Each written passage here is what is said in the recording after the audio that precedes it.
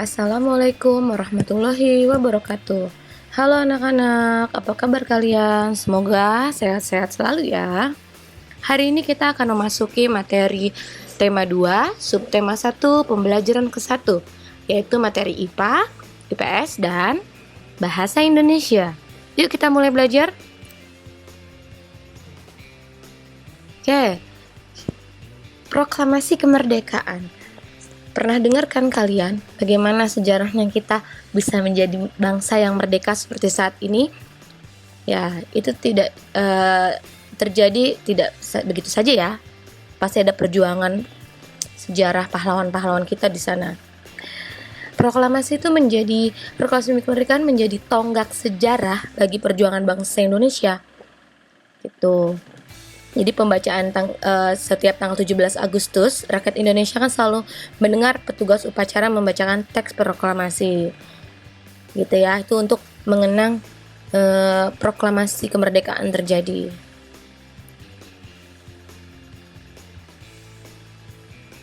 Ya, awal mula pemicu terjadinya proklamasi kemerdekaan itu adalah peristiwa penting, yaitu peledakan bom di Hiroshima dan Nagasaki di Jepang.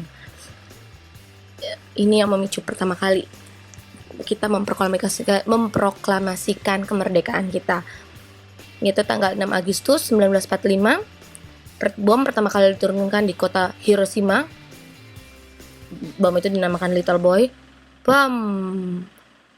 Kemudian 3 hari berikutnya di kota Nagasaki 9 Agustus 1945 yang dinamai Fat Man. Kemudian Jepang menyerah terhadap sekutu tanpa syarat tanggal 15 Agustus 1945. Orang Indonesia yang pertama kali mendengar siapa? Sultan Syahrir. Iya, beliau adalah orang yang pertama kali mendengar berita kekalahan Jepang.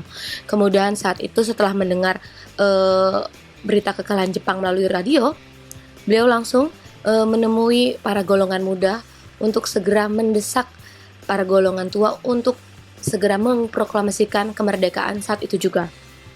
Jadi terjadi perbedaan pendapat untuk pertama kalinya antara golongan muda dan golongan tua. Jadi golongan muda ingin segera memproklamasikan kemerdekaannya saat itu juga, tanggal 15 Agustus katanya.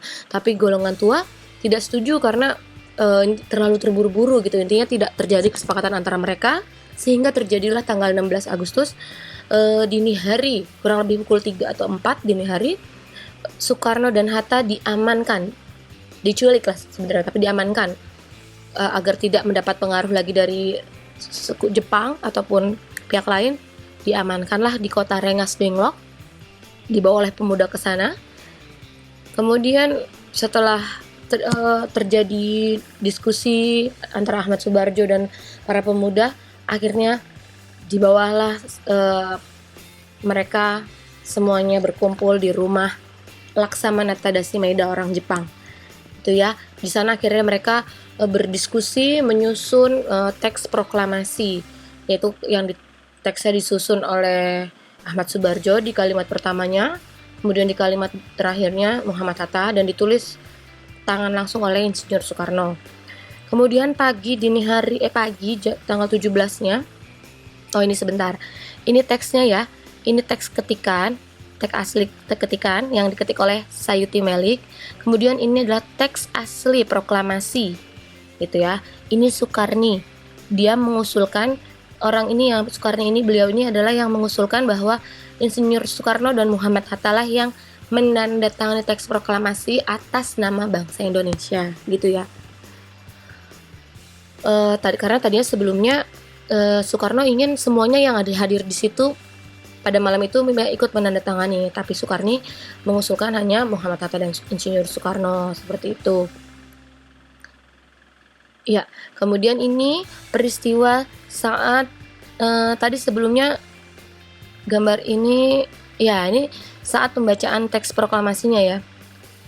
Kita tanggal 17 Agustus, waktu itu hari Jumat di bulan Ramadan ya terjadinya. Nah, ini saat pengibaran benderanya dilaksanakan di kediaman Insinyur Soekarno di Jalan Pegangsaan Timur nomor 56. Ini Latif Hendraningrat dan Suhud yang mengibarkan bendera pertama kali. Jadi setelah dibacakan teks proklamasi oleh Insinyur Soekarno, kemudian bendera dikibarkan oleh Latif Hendraningrat dan dibantu oleh Suhud. Oke, nah ini berikut foto-fotonya, kalian bisa lihat ya, beberapa orang-orang yang berjasa dalam penyusunan teks proklamasi, dalam peristiwa proklamasi. Ini Ahmad Subarjo, dia sekaligus ketua BPUPKI. Ini Muhammad Hatta ya. Ini Fatmawati yang menjahit bendera Indonesia, bendera pusaka ya dikenal sekarang. Ini Wikana dan ini Laksamana Tadasi Maida. Sebenarnya masih banyak lagi tokoh-tokohnya ya. Nanti di lain kesempatan akan Ibu berikan fotonya. Nah, apa sih maknanya proklamasi bagi kita nih negara Indonesia? Yang pertama itu adalah menandai lahirnya bangsa Indonesia sebagai bangsa yang merdeka. Itu ya, karena sudah lama sekali dijajah gitu kan. Kemudian yang kedua, itu merupakan puncak perjuangan bangsa Indonesia meraih kemerdekaan. Kemudian makna yang berikutnya adalah pengakuan dari dunia luar bahwa Indonesia itu telah merdeka gitu. Kemudian yang keempat, bukti bahwa Indonesia merupakan bangsa yang mandiri. Tuh, kemudian yang terakhir, landasan untuk bersikap terhadap dunia. Begitu ya. Sejarah singkat terjadinya proklamasi kemerdekaan. Oke. Kalau nanti ini ada sejarah singkatnya nih, teksnya. Sekarang kalian bagaimana cara mendapatkan informasi penting nih dari teks ini? Salah satunya adalah dengan cara membuat peta pikiran. Peta pikiran apa sih peta pikiran? Peta pikiran itu suatu cara untuk mengorganisasikan dan menyajikan konsep, ide, tugas, atau informasi lainnya dalam bentuk diagram radial hierarkis nonlinear. Jadi mind map itu pada umumnya menyajikan informasi yang terhubung dengan topik utamanya, topik sentral dalam bentuk kata kunci, gambar, dan simbol, sama warna juga ya. Jadi informasi dapat dipelajari dan diingat secara cepat dan efisien. Nah, bagaimana caranya menyusun? Iya, dibantu dengan kata tanya. Adik Simba singkatannya. Apa, di mana, siapa, mengapa gitu ya, kapan, bagaimana. Nah, contohnya dari teks yang ini tadi. Kita bikin pertanyaan apa. Nah, bisa kan? Apa yang menjadi landasan bangsa Indonesia harus melaksanakan proklamasi? Bisa. Kalau mengapa, misalkan mengapa Insinyur Soekarno dan Muhammad Hatta harus diamankan di Rengas Dengklok, bisa juga karena tadi ada di teksnya ya. Nah, kalau kapan misalkan kapan peristiwa jatuhnya bom di Hiroshima dan Nagasaki, itu pertanyaannya, itu juga penting kan, bisa ditaruh di mind map. Atau dengan kata tanya siapa, misalkan siapa yang menandatangani teks proklamasi gitu, atau siapa yang mengetik teks proklamasi, begitu ya. Semoga kalian paham ya. Jadi kunci utama membuat peta konsep adalah kalian harus setelah membaca dengan teliti dan cermat, membuat pertanyaan. Adik Simba tadi apa, A-nya apa, di mana, K-nya kapan, siapa, mengapa, bagaimana, disingkatnya Adik Simba gitu ya. Oke.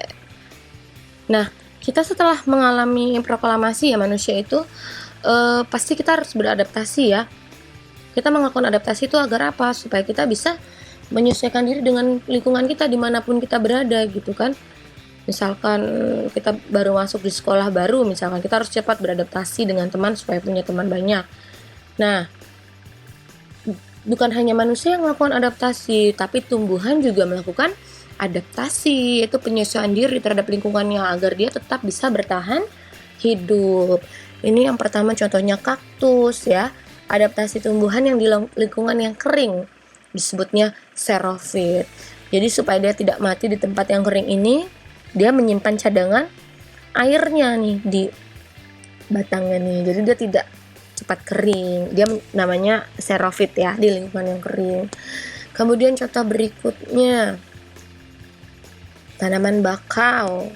Nah, ini berkadar garam tinggi atau halofit. Jadi supaya dia tetap hidup di lingkungan yang berkadar garam tinggi, dia beradaptasi tanaman bakau ini ya. Kemudian tanaman teratai, hidrofit, adaptasi di lingkungan air. Jadi tanaman dia bisa hidup, tetap hidup meskipun ada di tempat yang berair gitu ya, nggak cepat busuk karena dia memang mampu bertahan, beradaptasi di lingkungan yang berair gitu, tanaman teratai. Nih, tanaman yang bisa di tempat lembab, adaptasinya disebutnya higrofit. Contohnya tanaman lumut. Nah, contoh berikutnya, adaptasi yang tumbuhan yang lingkungannya tuh miskin nitrogen. Contohnya kantung semar. Itu ya, adaptasi. Jadi tujuan utama makhluk hidup melakukan adaptasi itu tadi Ibu bilang apa? Untuk bertahan hidup, begitu ya. Nah, ini contoh berikutnya tanaman rafflesia tuh mengeluarkan bau busuk untuk menarik perhatian serangga, ya kan? Biasanya lalat. Jadi serangga itu bisa membantu dia untuk melakukan proses penyerbukan gitu. Ini sebenarnya materi yang kemarin di tema 1 hampir mirip ya. Oke, sekian materi yang Ibu sampaikan hari ini. Semoga kalian paham ya. Jika ada yang belum paham, boleh langsung menghubungi Ibu Septi atau boleh bertanya di kolom komentar. Terima kasih. Wassalamualaikum warahmatullahi wabarakatuh.